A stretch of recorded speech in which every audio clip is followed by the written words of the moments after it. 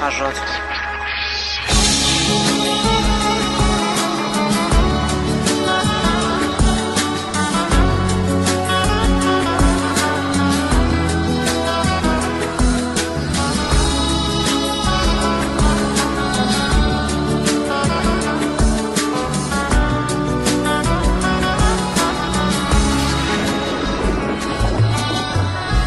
قسمت نشد ببینم خدا نگهداری کنم، فرصت نشد بمونم از تو نگهداری کنم.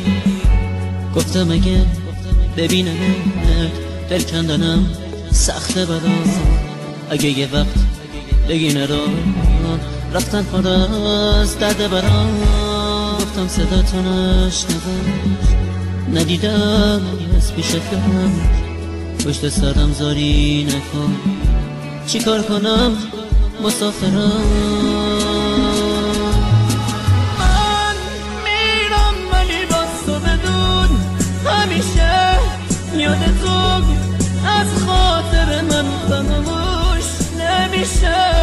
گل من خوب میدونی بی تو تک و تنهام عزیزم، اگه تو نباشی میمیرم.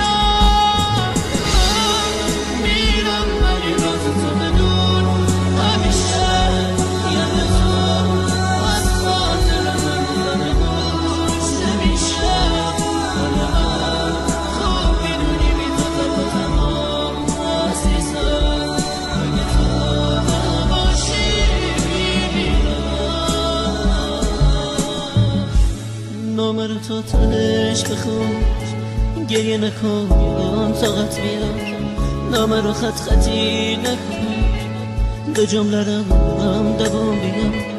باور نکن یه بی وفا نامه میذارم و میرم، نه قسمت زندگی میرم، به کی بگم مسافرم.